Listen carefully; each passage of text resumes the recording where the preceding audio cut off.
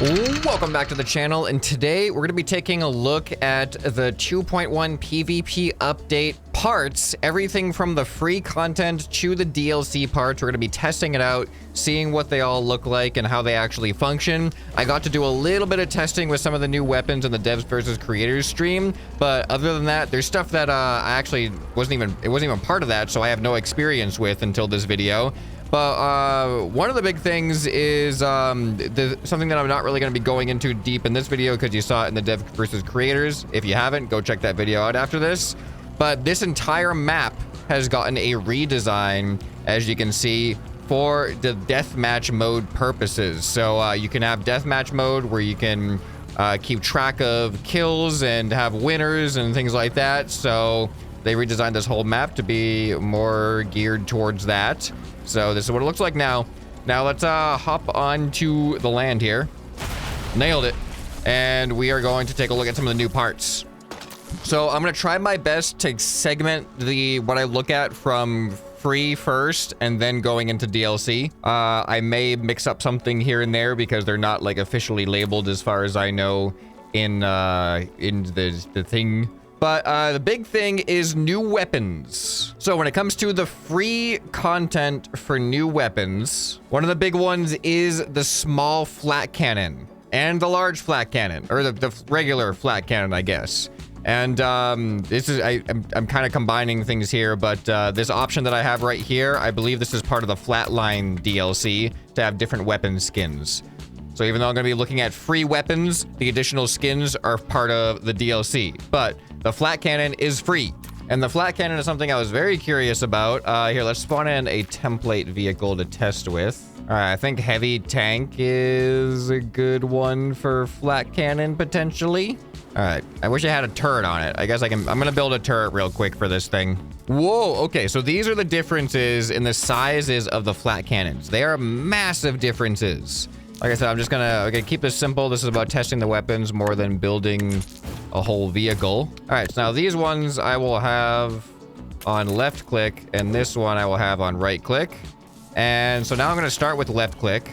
Oh, that did not work. There is an attachment point on the top of that. So we gotta do this. Oh, wait a minute. We gotta do, this is all we gotta do. Here we go. I just had it completely wrong on how I attached it.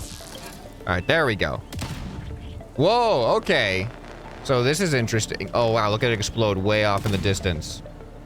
So these are all facing the same exact direction, but you can clearly see there is a massive accuracy spread. If I hold down the button, that is the fire rate of these things. And then they actually recharge pretty quick. So it's 1, 2, 3, 4, 5 shots, and then you gotta wait a little bit before they recharge. It sounds like it's a 1 second fire rate. So if I go 0.25, oh, that's not 0.25, 0.25, are we gonna get a nice smooth stream?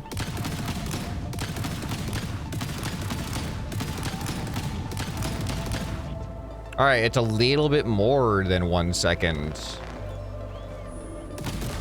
Whoa, how did that happen? Okay, so now here's what I want to test something now. I need to build an automated flying structure that I wasn't going to get complicated with stuff, but here we go. Here's our target. Oh my goodness, 100 meters might be a little bit too high. All right, so my question is, how hard is it to aim okay, I'm in the, all right, there we go. This is, oh my, I can't, these are not following my mouse very well. I want this aim up. All right, I think this top flat gun is interfering. If I move that up, will it be better? There we go. Oh yeah, they lock as well. Okay, look at that. So if I'm shooting at it, you can clearly see that they're exploding at the distance. But if I shoot past it, look at how much further they go before they explode. So they do auto trigger at the distance of the thing. All right, so now I'm curious, if I have auto aim off, does it still detect when it's close to an object? So I'm gonna turn the auto aim scale down. Or is it detecting that based off of the auto aim? Is that telling it how far it needs to explode? Okay, so the only reason that auto aim is on the main flat cannon, which I haven't fired yet. I'm gonna fire it right now. Wait. Oh wait, have I been doing that? No, I was doing that wrong the whole time. This is actually, oh, that's crazy. This is the main flat, the big flat cannon. I was accidentally using the big flat cannon. All right, let me aim the small ones now. Okay, they're not aiming up. There we go. Oh, interesting. So these actually do seem to be moving past. I was just pressing the wrong button. And I gotta fix this again. These angles are bad. This should make us more stable. There we go. So much better. All right, so now you can see, even though I'm firing in its general direction, they seem to be exploding past it.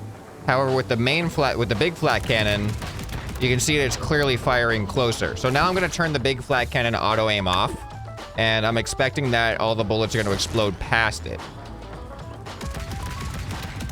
Yep, see, they no longer explode. So they are not proximity based. They no longer explode at the distance of the thing unless you have auto aim on. So that is an important thing to keep in mind. You actually need the auto aim because that red reticle essentially tells them what distance they need to explode at. So now I'm gonna turn these back on. Auto aim full, and this one as well. All right, and now I'm gonna do just the small ones. Yeah, now you can see the small ones are definitely exploding closer. And then large one. Oh, there it goes. I think we destroyed the altitude sensor. All right, well, it's gone now. It's flying away. But a lot of insight into how the flat cannons work when it comes to tracking enemies, targeting enemies, and how the flak explodes. So useful information. And then as far as firing, the difference between a single small flat cannon and a single large flat cannon is massive. So here's the small one. I'm just holding down the mouse. All right, and then here's the large one.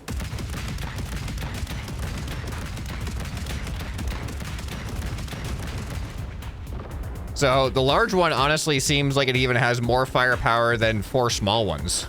I mean, it takes up more space literally than 4 small ones. So I guess that does kind of make sense. Like, this is 4 small ones. This is 1 large one. It's actually twice.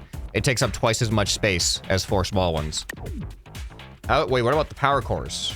It is 4 times the power cores as a small one. So that makes a lot of sense. All right, so the other free weapons are gonna be for underwater vehicles. We have the underwater torpedo and the mini torpedo launcher. So let's hop into a submarine and see how those work. So I did get to use these a bit in the deathmatch creators versus devs mode. I did not actually get to use the flat cannons. I was on the receiving end of the flat cannons. All right, so you can see torpedo launcher. 6 little torpedoes shoot pew, pew, pew, pew, pew, pew. Very quickly, and then the big torpedo launcher, it feels like a rocket. All right, so I'm just gonna leave that there as our target, and I'm gonna spawn in a new one. All right, so I'm just gonna do single torpedo launcher just for damage reference. One mini torpedo launcher, 1 large torpedo launcher, so we can see the difference. There we go. Well, that was interesting. It was targeting. All right, there we go. And then 1. Ooh, massive difference. What is the power core difference between the torpedoes? Mini torpedo launcher is 2 power cores. Underwater torpedo is only 3. I don't know if it feels like there's a 50% difference between mini and regular. I mean, mini is kind of like a shotgun, but that one just has such an explosion. Do you see like the cavitation bubble that when it explodes? That's so cool. Does it explode by itself at some point?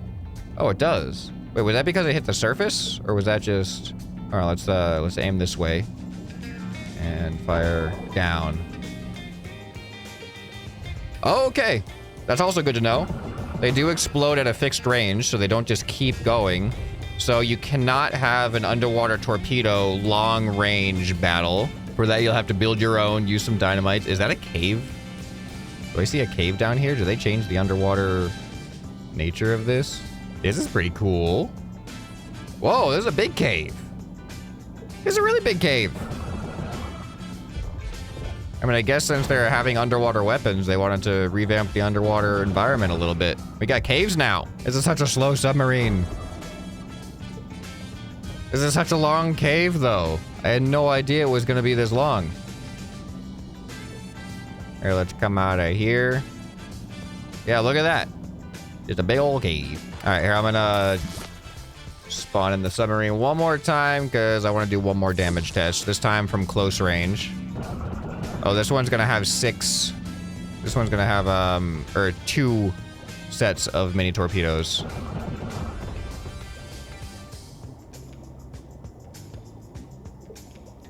Oh, I crashed my game. I was like, what just happened?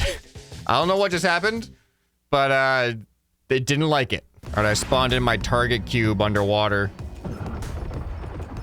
Can see a little bit more. Oh, that like took out almost half the cube. Or let's check out one of these big shots. Oh, that like cut in half. Oh, that did some damage to me. Wow. Okay, man, the big one is pretty strong. I would definitely prefer a big one over the small mini torpedoes. However, okay, there is the advantage. Smaller torpedoes has a higher chance of hitting, I think, maybe, because of the spread. Whereas the big one, you could probably evade it a little bit easier than the small ones. I don't know. Okay, so I got one more thing to look at from the free not DLC, the free update, the free portion of the update, and I think it's something, I'm pretty sure I have this right. It's not in the trailer, and it's not in the live stream, but they mentioned in a later live stream that one of these wings is actually included in the free DLC, and that is this wing, the modern stabilizer.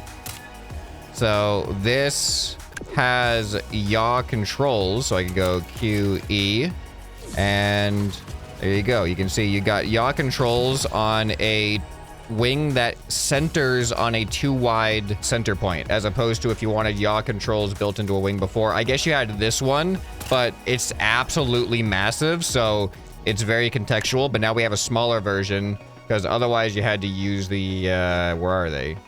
The flaps, like either one of these this way, but then it wouldn't be centered, it'd be off to the side, so you got to use 2 of them next to each other to have like a centered thing, and it just doesn't look right. Now things are finally going to look right. All right, and I think other than the deathmatch mode, which I didn't go into much in this at all, and the new map, those are all the parts that are included for free in the upcoming update. Now we're going to move on to the Packing Heat DLC, which introduces something similar to this. So this is the modern stabilizer, which I believe is free. And this is the retro stabilizer, which is essentially serves the same exact purpose, but it just looks different. Is it the same size, actually? Okay, so they are slightly different dimensions. This is 1 block longer, but 1 block shorter. 1 block longer lengthwise, 1 block shorter height-wise than the retro stabilizer. So they do take up a slightly different hitbox, but they are relatively the same size and function. There is another plain part in the Packing Heat DLC, which is this, which does not fit on the front of this thing very well at all. There we go. How strong is it? Oh, there we go. Okay, it actually feels pretty strong. Oh, where's my orbit camera? Orbit. There we go. Actually, let's test out how strong it is. All right, so propeller engine and large propeller. So power, actually we can see it probably has the power rating. So power 300, power 200, power 800. So this is the large jet equivalent of propellers now. Okay. Because we got 200, 300, 800. Whereas we got, 80, we got 250, we got 300 and 800. So, oh, and this is 400, the tail propeller. So yeah, we got a little bit more resolution now on the type of power we want. But how much weight can it handle? Well, here, can a large propeller handle this right now? Okay, so this is too heavy for a single large propeller here. But this should be more than twice the power if I add this. Oh, how heavy is it? This is 40 kilograms versus 25 kilograms. So we are adding weight with this as well. But look at that. It's not hugely powerful when it comes to this particular weight, but it's the difference between getting off the ground and going nowhere. So it has that. Look at this. Look at this. Perfect propeller vehicle. Perfect VTOL. Yeah, 272 kilograms, single propeller. Not too bad. Let's check out the settings. Nothing different here. All right, now it is time to look at probably the most attractive part about the newly available things with the update in DLC is the new weapons in packing heat. So here's what we're looking at. For packing heat, you got your landmine, you got small tank cannon, you got flamethrower, probably the shining star of the update. You've got depth charge. I have 0 experience with this one personally, so this is going to be new for me here. Also, I have 0 experience with the small tank cannon, but I feel like it's just a different, like, thing of tank cannons. I don't think it's functionally that different than what we have. It just takes up smaller space. We got the sea mine, which I had a literal blast with in the Devs versus Creators stream. Probably my favorite weapon that I used. Then we have air to surface torpedoes. And this is pretty much the packing heat DLC right here. So let's start off. I'm going to go, in my opinion, from most boring to least boring. And with a caveat that I'm saving this for last because I've never used it before, so I don't have personal experience with it. All right, so for me, most boring is small tank cannon because it's not much different than what we already are capable of doing. It's just going to be slightly different shape and size. Oh, here's a tank with a turret on it. I didn't realize. So here we go. So now if you want a small, like a normal tank cannons, as you like, would be these big things. But now if you want something that fits a little bit smaller, you could have these things. So this would be more good for like a tank with a big old barrel. Just go at the end of the barrel. But let's take a look. We'll put a couple of them down and we'll see how they feel. Actually, let's have one side be these. So these will be right click, and then the other side will be one of these, and we can compare how they damage. All right, so let me check out the fire rate first.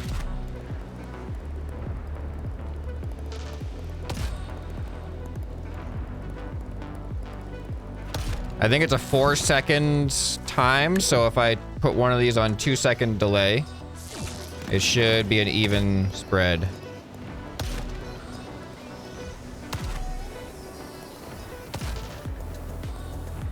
Yep. Okay, so now we got an even spread.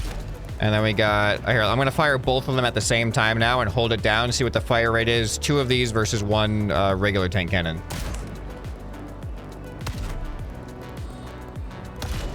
Okay, so by the looks of it, it seems like they're firing the same projectile at the same rate. And if we look at the cost, they are the same power core cost. This one says high explosive projectiles. This one says small explosive projectiles.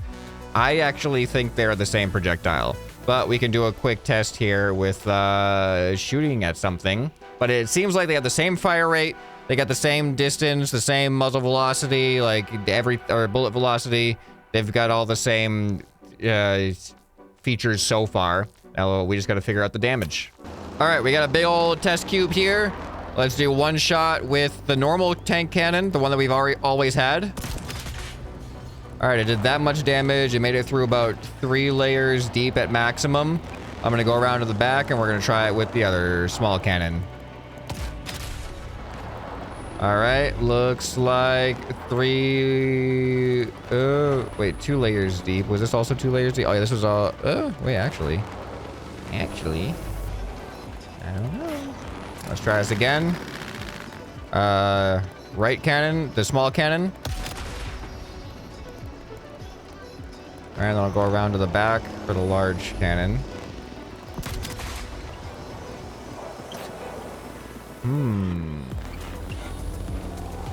I actually am getting the vibe that the regular tank cannon is ever so slightly stronger, but I also feel like this could just be chance. Everything else tells me that they're probably the same, but whenever I fire the two different sides here, all right, so that was the regular tank cannon. That one actually looks like a small cannon shot now. Yeah. All right, I'm gonna say I think they're the same. I think they're the same. I think I just had like weird differences that were just by chance. All right, I said I was gonna go from most boring to most interesting, or most boring to least boring in my opinion, but now I'm gonna go with contextual for the purposes of having this cube out right now. It's just gonna be easier to use this. So we're gonna move on to the flamethrower, which is to me one of actually the more interesting ones. But a lot of the other ones are sea-based, so I can't really do that with this cube right now. All right, under special weapons, we got flamethrower. So I'm just gonna attach a single flamethrower to this because I just want to know how deadly a single flamethrower is. Let's take a look at the weapons, or the settings, and it looks all normal. All right, and then here we go.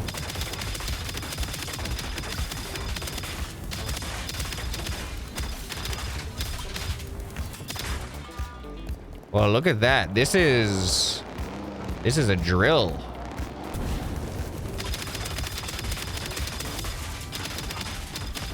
Whoa, ooh, okay. If I move, you can see the flames stay. I feel like they should stay for longer than they do, because that's a really cool effect. Should they cause damage over time too? I mean, I guess they're trying to balance out so it's not too overpowered for a DLC item. But you can see, even I don't get the damage. I don't get the damage indicator when I do damage. I only get the indicator when I take off a piece. But you can clearly see if I just sweep the flame over, that it does a lot of damage. See, look at that. That's pretty crazy. There's not a lot of weapons you can do that amount of surface damage in such a short amount of time. All right, let's also check out the recharge time. I'm waiting for it to recharge now. It is a pretty decent recharge to get full fuel again. All right, so I'm gonna go ahead and see how long the fuel canister lasts. All right, and go.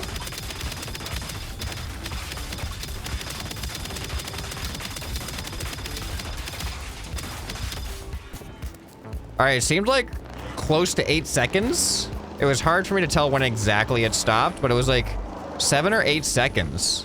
And then it looks like it probably takes a similar amount of time to recharge. But this thing can do ridiculous amounts of damage as long as you can really just focus on dealing that damage and not like just have little hits here and there. And if you just have like a little sweeping, just boop. I mean, it still does a decent amount of damage. Yeah, it's not bad. It's a pretty strong weapon. It is a pretty strong weapon. I'm a big fan of it.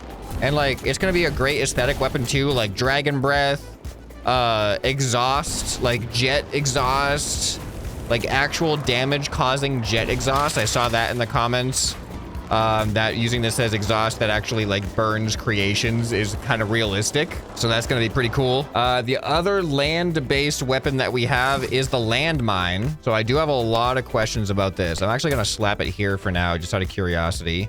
Is right click. Oh, it's on me. Ah.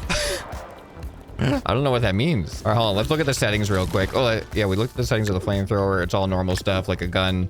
This has trigger radius, which is different than other things. Wait, T is what, to get rid of it? You can get rid of your mines? Hold on. Oh, that doesn't even, I don't even think that's an explosion. Here, let me wait for it to recharge. All right, this thing, one little criticism here, it doesn't have a recharge indicator. Like all the weapons have a little bar that fills up.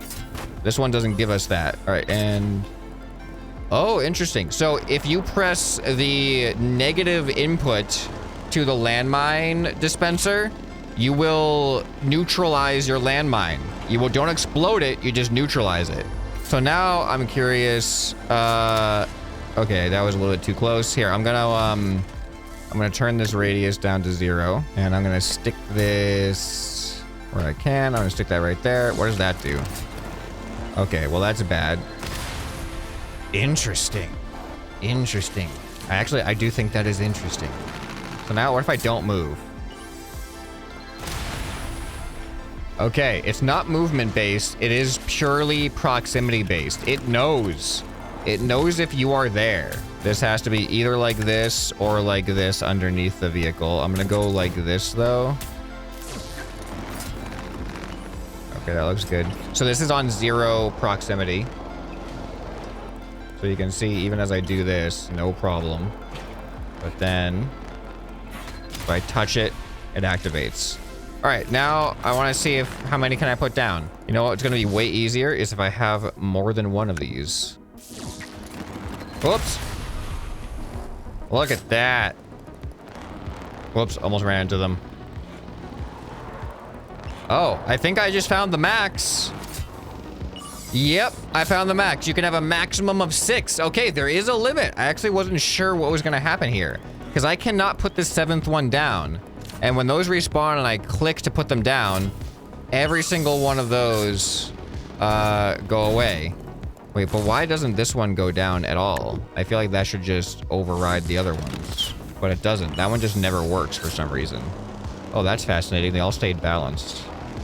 Oh, I kind of want to... Oh, I got an idea.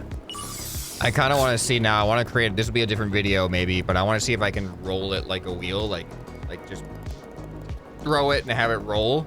How cool would it be? It's like a disc launcher of landmines. Oh, I hope that that is possible. I want to create a landmine disc launcher. All right, but it appears that the maximum is 6 landmines per person. I think per person. I got to assume per person and not per world, but I cannot test that by myself. But if you can have 8 people in a multiplayer server and you can only have 6 landmines, that wouldn't make that much sense, now would it? All right, and they do have a charge time before they will work, because obviously... Oh, what are those? I think those are glitches.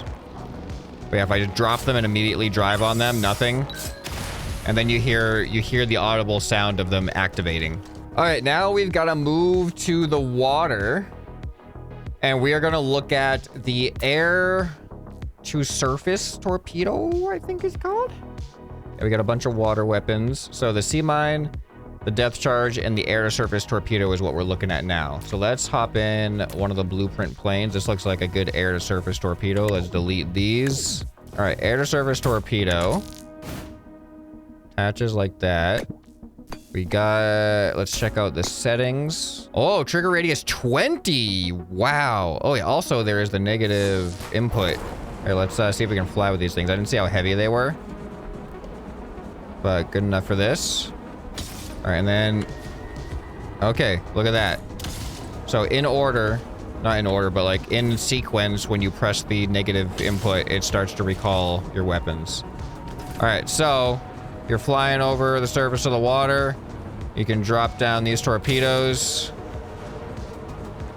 And you can see that they travel across the surface of the water in particular.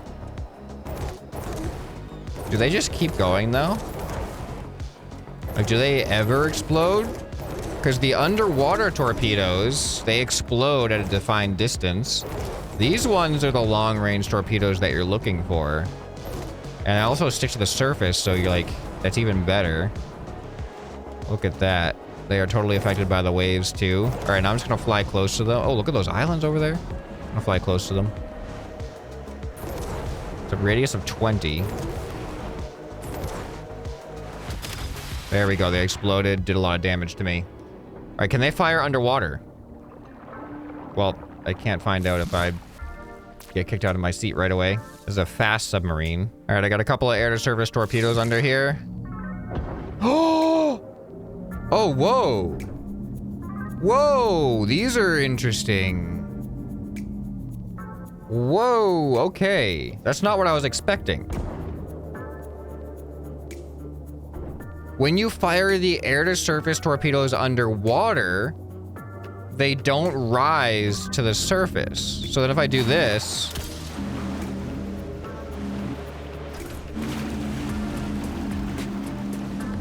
They do rise to the surface.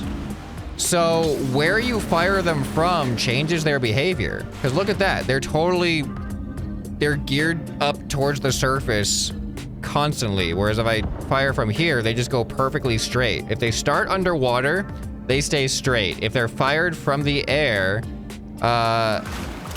they stay on the surface. Look at that. That is awesome to know. This is actually going to be... Oh, look at the... Okay, interesting. So now, well, they're technically underwater right now. Interesting. Hold on. I got to test something here. I got to test. I got to test. Here we go. So let's go down. Let's face ourselves up.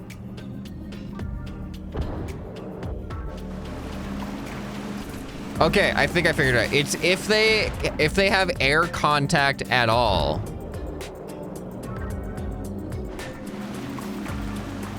Yep. Okay, if they have air contact at all, it triggers surface buoyancy. So even if you start underwater, but then they breach the surface of the water, then they are going to maintain buoyancy on the surface. But if you start underwater and they never touch air, you can see they do not turn toward the surface of the water. Okay, that is cool. These are going to be actually... I like these better than the underwater torpedoes now in a way. I think these would make actual, even underwater battles with submarines, where you can just fire straight, because these have like a trigger radius, like a really big trigger radius as well. And do they have auto aim is actually a question I don't know the answer to. I don't think so, because I don't think they had the setting, do they? No, they just have trigger radius. They do not have auto aim. All right, let's get back in that creation. Yeah, so now if I just fire towards this guy here, turn to the right a little bit. Ooh, what's the activation on these things? Oh, that was a direct hit. All right, now he's further away.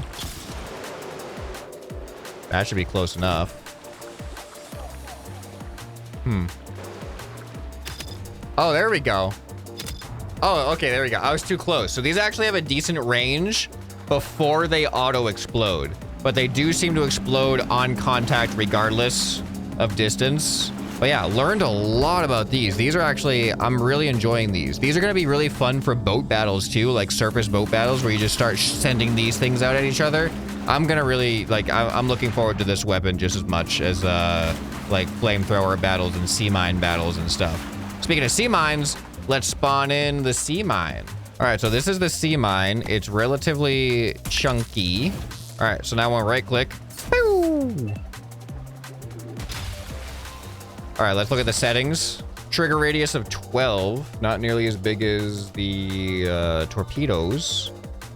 Probably the explosion radius probably isn't as big either. These also have a disappear button, a negative input. There we go.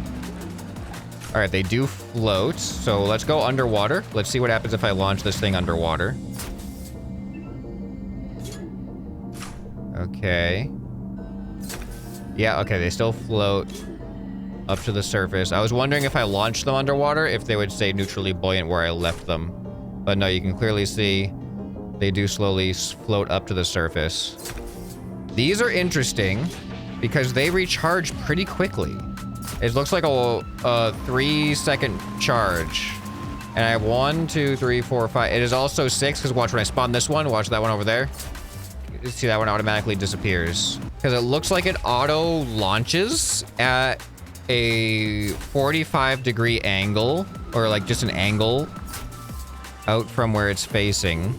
Because one of the things I want to try and experiment with is to create a launcher version of these, where we put them on pistons, we have the piston acceleration feed into the launch of this thing, but this is launching at an angle. So you'd either have to angle it so it's straight in line with the pistons, or it's gonna like just go, it's probably gonna be launched a little bit off from where you're aiming. But that'll be an interesting video to try out. And then of course we go towards one. Oh, cool, you can see everything turn red and it beeps. Yeah, look at that. So the trigger radius you might want to just dial in, because you might be able to do a little bit of damage if they get close, but you can make them able to get closer and do more damage if you have the trigger radius smaller. There we go. Yeah, super cool object. Oh, and when they explode underwater, they create the cavitation bubble as well. I feel like these dropped from planes could be really fun too. You know, we can just try that real quick. There we go. Perfect. Yeah, it launches away from your vehicle too. Goes way underwater. Actually, that's not even nearly as... It comes up to the surface way quicker than I would have expected. Woo! We got... Oh, I didn't think it was going down for a second. We gotta do bomber runs with these things though. All right, so there's that. I want to see... So as you can see, it kind of like launches it backwards. If I have it facing this way, is it going to add velocity to it and make it feel like it's going faster in my direction of travel? Yeah, it does seem like that. Makes sense. Yeah, this is cool. This is very cool. All right, I'm a big fan of this. Sea mines, super fun. Air to surface torpedoes, super fun. All right, now we have, I think the last thing left for this DLC is the depth charge dispenser. I do not know what this one is like, really. Dispenses depth charges with a proximity trigger. So this has a similar trigger radius as the air to surface torpedoes. And maybe this is... I don't know what to expect with this. All right. I don't even think I can take off with this one. So you hold down the button and you release and whoa, there it goes. I think it exploded at the bottom. But if I click the button, you can see it drops it. And it's still... Well, they don't float, do they? Here, let's drop it and now let's go down. There it goes.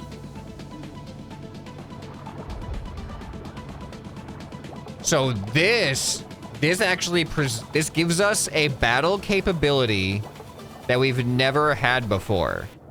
We can do plane versus submarine, bomber plane versus submarines. Because previously all your bombing runs, they would just blow up on the surface. But now you can actually send a bomb below the surface that is proximity triggered. So, here, I don't think I can even, no, I can't get in it. I need a submarine. All right, here we go. So now we can see, if I just drop them, there they go.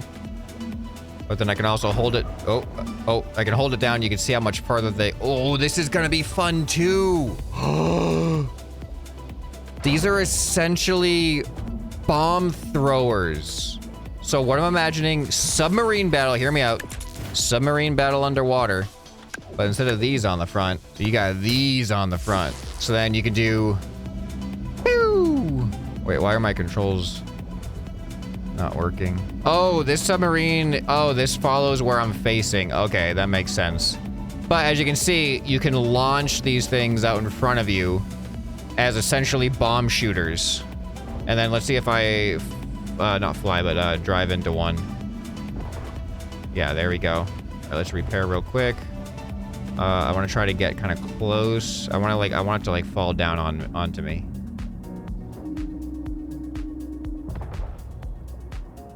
How long do they take to activate?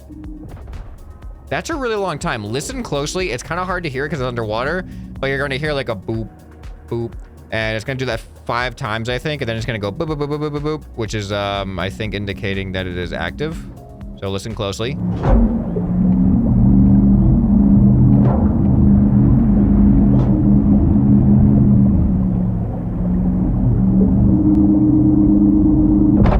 Okay, so it goes boop, boop, boop, boop, boop, boop. And then when you get close, it goes boop, boop, boop, boop, boop, boop, boop, boop. So that does actually complicate things. Because then if you're trying to do like, you're trying to bomb submarines, it's like, that's a lot of time to wait before they'll even explode. So the proximity, I kind of feel like the proximity should activate quicker. I don't think that's a setting. There's a trigger radius, but not an activation timer.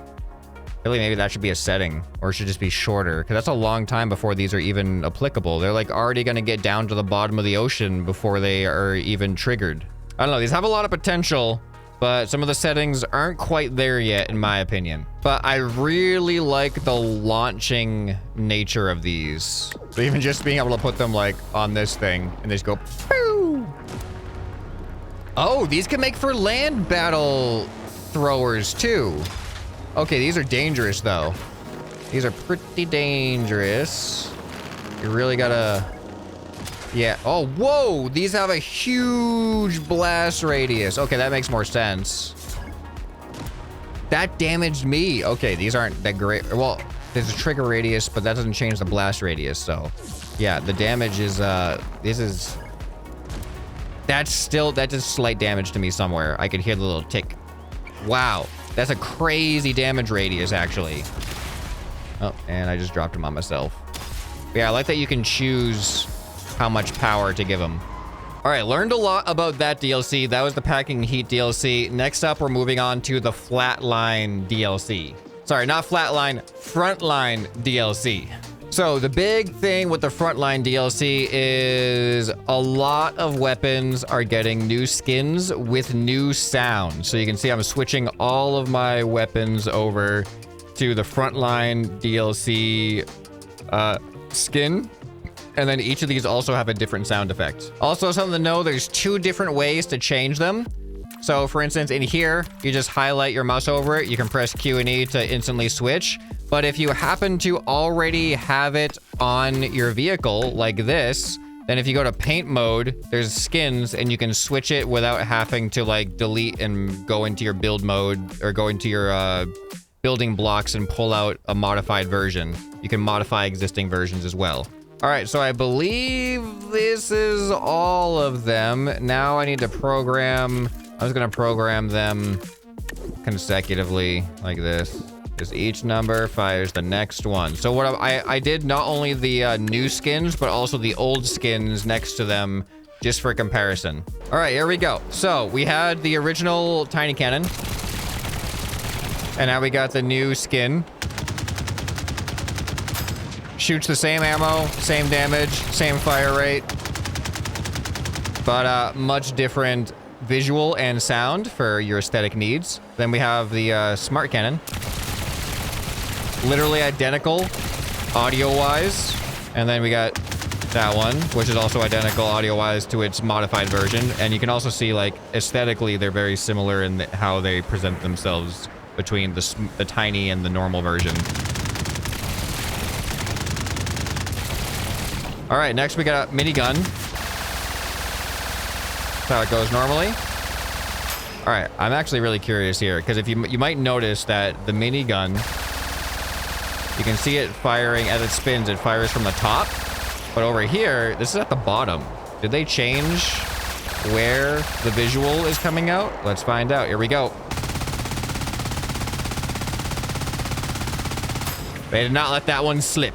They did not let that one slip by. Cool new sounds. Cool new design. All right, then we have flat cannon, which is already new. Wait, what? Oh. Okay, hold on. We need to move closer to the edge here. I thought it, like, the recoil hurt me or something. Already an awesome sound on its own. And cool visual. All right, what's this one sound like? Nice. All right, now let's go on to the small one.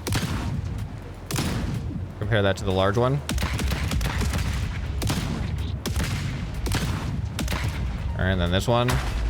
Compare that to the small one. Cool. All right, and then I almost forgot, but there is another aspect to the Frontline DLC, which is engine skins. So we got 2 different engines. These ones are not going to be as easy to test with just all of them at once. So I'm going to have to spawn in a vehicle and swap out the engines. So let's go with this thing. All right, let's do standard Bulldog engine. Here's the sound.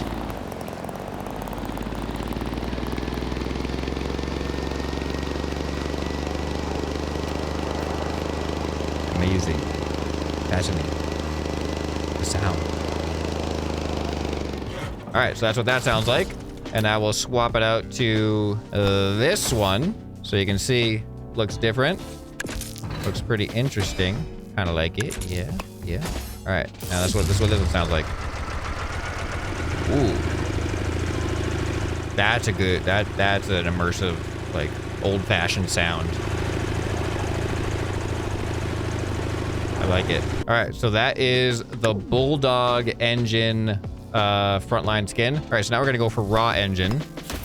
That's what this one sounds like. It has that guzzling, the gas guzzling sound.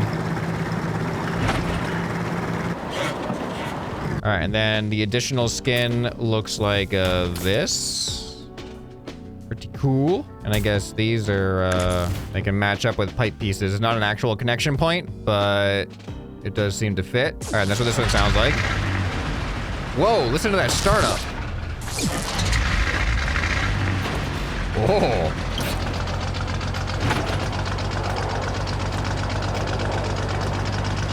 Man, these are like just, these are really like, just, it gives me like tractor vibes. All right, that's cool. All right, and then up next, we have Dragon Engine. Standard, probably the most commonly heard engine sound in the game here. Yep. Very familiar. Is there a startup sound to this one? Oh yeah, it's like, Brrr. All right, now we got this version of the Dragon Engine. All right, let's listen to the startup sound. Oh, let's take a look real quick though. This one also has pipe connection places. Wanted to take pipes that go into this engine. All right, anyway, this is what it sounds like.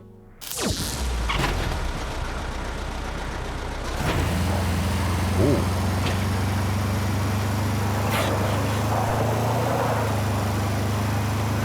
You can hear the gear shift on that one.